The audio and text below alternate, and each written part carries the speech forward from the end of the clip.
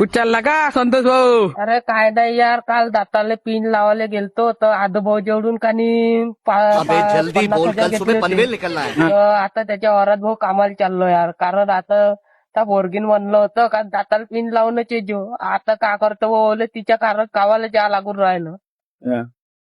राम राम भाऊ. रामराम आला का संतू दात्या हा आदोभाऊ. दाताला पिन लावून हो. 50,000चं का केलं? अरे दाताला पिन लावली ना भाऊ. हो दे. पाहिलं का? क्या मुस्कुराहट है. आता ते आपल्याला लाईन मारन. जमलो भाऊ. एक गवत कापून दे. ठीक आहे. घरी चालला जा भाऊ. हो. साला संतोष भाऊ बी गायब आहे आणि वरतून भांडे घासण्याची कराली. ते आपल्या गावातली भांडे घासणीवाली पराली म्हणते. पुन्हा सांगा बे.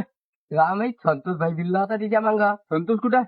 संतोष का माहित, संतोष बी काय माहित. क्या बैल मग चाल बरं पाहुणे. चालले बे. काय ना बे मॅटर झाला य. कुठं येतो मग सांगतो. हो. कुठं गेला असेल ना तू बे? ते यार विचारून काय आधी बोलू. अबे तो संतोष कुठे गेला बे? तू तर मावरा गवत कापत आहे. मग ते भांडे घासणीवाली पराली म्हणते ना बे. माहित बा एवढं मले. कुठे आहे संतोष? तू मावरा गवत कापत आहे. चाल बरं. तो फूल बरसाओ मेरा महबूब आया. बहीण कुठे गेला बे संतोष?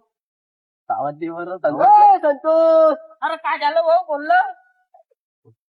काय झालं? अबे तू गावात केलं म्हणते तू ना. काहीच तर हो यार. गावात तर तावलीपुरी बोंब झाली बे. नाही यार, ते एक पोरगी म्हणे पिन लावायला सांगितलं ते यानं. पिन तर तू भेव लागायला ऐकत लावली बे. आता का ग?